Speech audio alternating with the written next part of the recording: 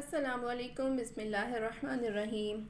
نبی کریم صلی اللہ علیہ وسلم نے فرمایا، یہ 5 کام کبھی نہ کرنا ورنہ ہلاک ہو جاؤ گے۔ ایک مرتبہ حضور صلی اللہ علیہ وسلم بلند آواز سے خطبہ فرما رہے تھے۔ آپ نے فرمایا، اے لوگوں، ان 5 چیزوں سے ہمیشہ پرہیز کرنا ورنہ برباد ہو جاؤ گے۔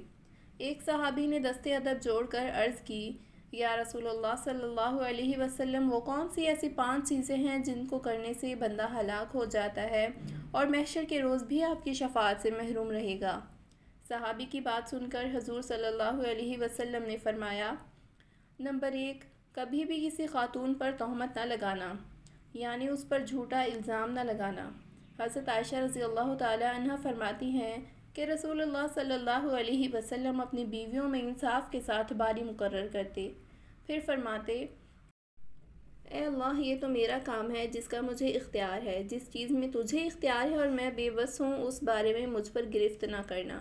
حدیث مسلم میں، وہ عورت گویا تمہاری بیوی، بہن یا ماں تو دور کی بات ہے، اگر کوئی بھی اور عورت بھی ہو اس پر بھی جھوٹا الزام لگاؤ گے تو اللہ تبارک و تعالیٰ تمہیں معاف نہیں کریں گے۔ محترم ناظرین، ہم نے بعض اوقات دیکھا ہے کہ ایک سیدھی سادی ایماندار اور پردہ دار خاتون پر بھی الزام لگا دیا جاتا ہے، وہ اس لیے کہ اس کے باپ یا بھائی یا کسی اور رشتہ دار نے ہمارے ساتھ زیادتی کی تھی یا تہمت لگائی تھی، اس لیے ہم نے اس زیادتی کا بدلہ دیا ہے۔ یہ سراسر اللہ کے قہر کو آواز دینے کے مترادف ہے۔ ہم کون ہوتے ہیں کسی سے بدلہ لینے والے؟ ہم کچھ نہیں اس ذات کے آگے۔ اللہ پر چھوڑ دو، انصاف کرنا میرے اللہ کا کام ہے، تو اس کی رضا پر صبر کرو اور پھر دیکھو اللہ تعالیٰ تمہارے ساتھ کیسا انصاف کرتا ہے، اور جب تحقیق کی جاتی ہے تو وہ خاتون بے گناہ نکلتی ہے۔ تو ناظرین، اگر آپ نے اب تک میرے چینل کو سبسکرائب نہیں کیا تو سبسکرائب کر لیں اور بیل کے آئیکن کو بھی پریس کریں تاکہ ویڈیوز آپ تک بر وقت پہنچتی رہیں، اور ویڈیوز کو لائک بھی ضرور کریں۔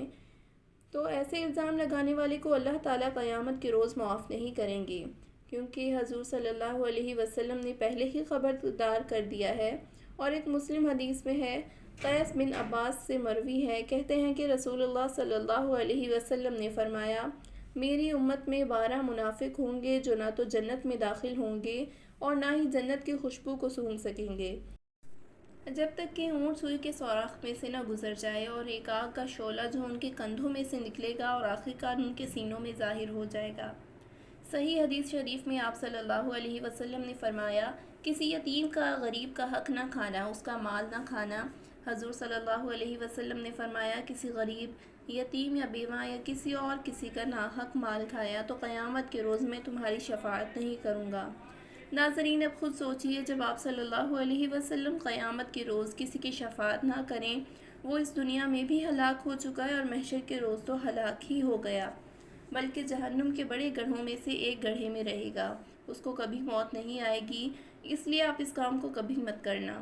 حضور صلی اللہ علیہ وسلم نے فرمایا، کبھی سود نہ کھانا، نہ سود دینا، ورنہ جب حضور صلی اللہ علیہ وسلم نے یہ حکم صادر فرما دیا کہ سود دینا اور لینا دونوں کے لیے حرام ہے، اور یہ کام شریعت محمدی میں ناجائز ہوتے ہوئے اور اس مکروہ عمل کو کاروبار بناتے ہیں، جب حضور صلی اللہ علیہ وسلم نے حکم دے دیا یہ عمل حرام اور ناجائز ہے تو ہم نے اس کو کاروبار کی شکل دے دیتے ہیں، اور اس لیے حضور صلی اللہ علیہ وسلم نے اپنی امت کو خبردار کیا تھا، یہ کام نہ کرنا، یہ عمل جہنم میں لے جائے گا۔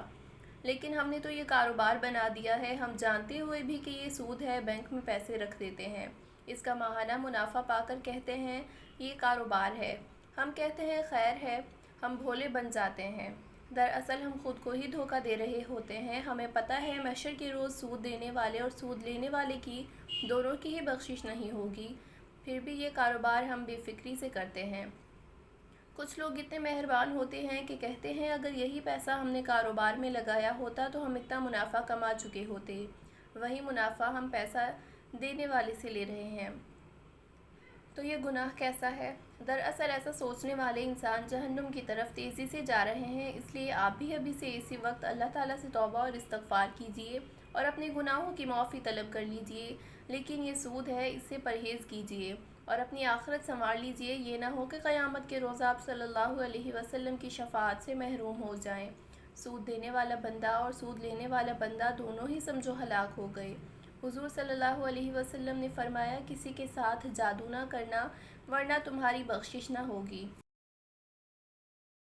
محترم ناظرین، جب ہمارے پیارے نبی کریم صلی اللہ علیہ وسلم نے جادو کرنا حرام قرار دے دیا، پھر بھی ہم وہ عمل کرتے ہیں۔ آپ خود سوچئے، ہم ہلاک ہوں گے یا آباد ہوں گے؟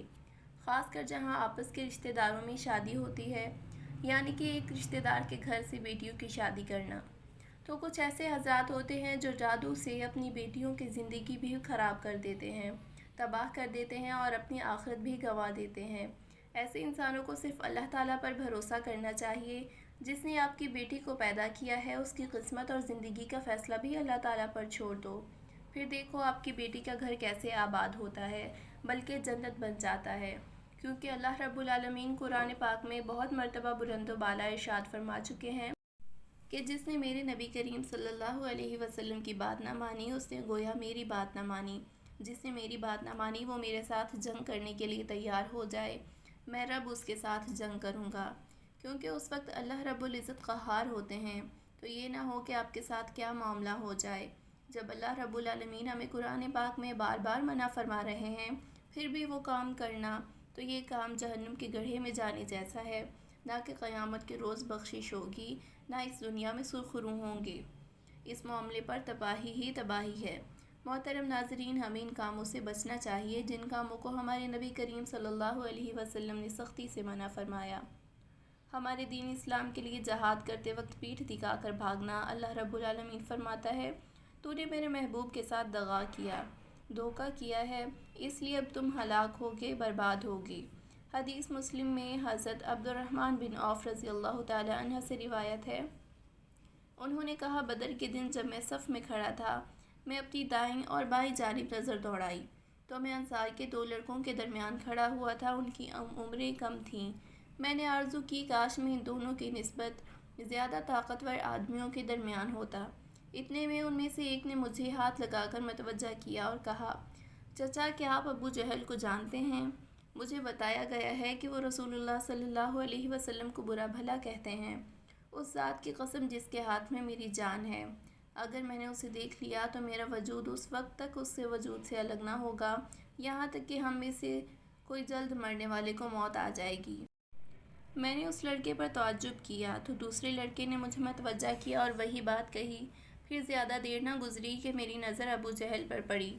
وہ لوگوں میں گھوم رہا تھا تو میں نے ان دونوں لڑکوں سے کہا، تم دیکھ نہیں رہے یہ ہے تمہارا مطلوبہ شخص جس کے بارے میں تم پوچھ رہے تھے؟ وہ دونوں ایک دم اس کی طرف لپکے اور اس پر اپنی تلواریں برسا دیں، حتیٰ کہ اسے قتل کر دیا۔ پھر پلٹ کر رسول صلی اللہ علیہ وسلم کی خدمت میں حاضر ہو گئے اور آپ کو اس بات کی خبر دی تو آپ صلی اللہ علیہ وسلم نے پوچھا، تم دونوں میں سے کس نے اسے قتل کیا ہے؟ ان دونوں میں سے ہر کسی نے جواب دیا کہ میں نے اسے قتل کیا ہے۔ آپ صلی اللہ علیہ وسلم نے پوچھا، کیا تم دونوں نے اپنی تلواریں صاف کر لی ہیں؟ تو انہوں نے کہا نہیں۔ آپ صلی اللہ علیہ وسلم نے دونوں تلواریں دیکھیں اور فرمایا، تم دونوں نے اسے قتل کیا ہے، اور اس کے ساز و سامان کا فیصلہ آپ نے معاذ بن عمر رضی اللہ تعالی عنہ کے حق میں دیا، اور وہ دونوں جوان معاذ بن عمر اور معاذ بن عفراء رضی اللہ تعالی عنہ تھے۔ حدیث مسلم میں ہے، اس وقت اللہ رب العزت فرماتے ہیں تم تو میرے محبوب کے دین کے لیے آئے تھے، وہ راہ حق پر تھے اور وہ راستہ میں نے دیا تھا، تو اس نے اقرار نہ کیا، اگر تو وہ قتل ہو جاتا تو شہید کہلاتا، اور جب تو وہ میرے پاس آتا تجھے حوریں لے کر آتی اور جنت میں اعلیٰ مقام ملتا، اس لیے یہ بندہ میرے نبی کے دین کی خاطر آیا ہے۔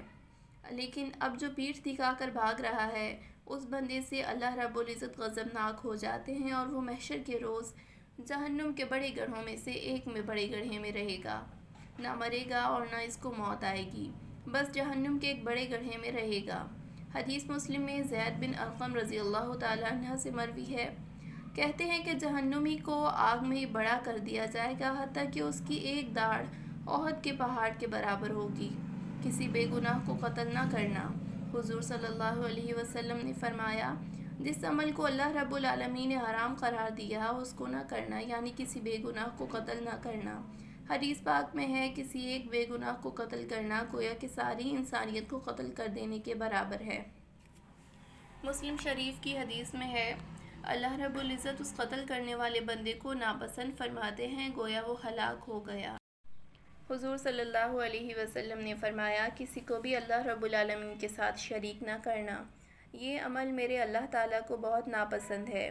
مسلم شریف کی حدیث میں حضرت ابو ذر رضی اللہ تعالیٰ عنہ سے روایت ہے کہ رسول اللہ صلی اللہ علیہ وسلم نے فرمایا، اللہ جل شانہ فرماتے ہیں، جو شخص ایک نیکی لے کر آتا ہے اسے اس جیسی 10 نیکیاں ملتی ہیں اور میں بڑھا بھی دیتا ہوں، اور جو شخص برائی لے کر آتا ہے تو اس کا بدلہ اس جیسی ایک برائی ہے، یا چاہوں تو معاف کر دیتا ہوں۔ جو ایک بالشت بھر بھی میرے قریب ہوتا ہے تو میں اس کے ایک ہاتھ قریب ہو جاتا ہوں، اور جو ایک ہاتھ میرے قریب ہوتا ہے تو میں 2 ہاتھوں کے پھیلاؤ جتنا اس کے قریب ہو جاتا ہوں، اور جو میرے پاس چلتا ہوا آتا ہے میں اس کے پاس دوڑتا ہوا جاتا ہوں، اور جو مجھ سے پوری زمین کی وسعت بھر گناہوں کے ساتھ ملاقات کرتا ہے اور میرے ساتھ کسی چیز کو شریک نہیں ٹھہراتا، میں اتنی ہی مغفرت کے ساتھ اس سے ملاقات کرتا ہوں۔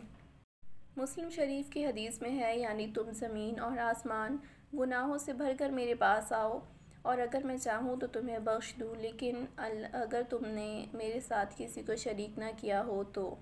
اللہ رب العزت سے دعا گو ہیں ہم سب مسلمانوں کو دین کی صحیح سمجھ نصیب فرمائے اور اس پر صحیح طریقے سے عمل کرنے کی توفیق عطا فرمائے۔ ناظرین، اگر آپ نے ابھی تک میرے اس چینل کو سبسکرائب نہیں کیا تو جلدی سے سبسکرائب کے بٹن کو دبا دیں اور بیل کے آئیکن کو بھی پریس کریں، ویڈیوز کو صرف ایک لائک کر دیں۔ اللہ تعالیٰ اس ویڈیو میں کی گئی کسی بھی قسم کی کمی کوتاہی کو اپنے فضل و کرم سے معاف فرمائے، ہم سب کو 5 وقت کی نماز پڑھنے کی توفیق عطا فرمائے، آمین۔ اللہ تعالیٰ ہم سب کا حامی و ناصر ہو۔ اللہ حافظ۔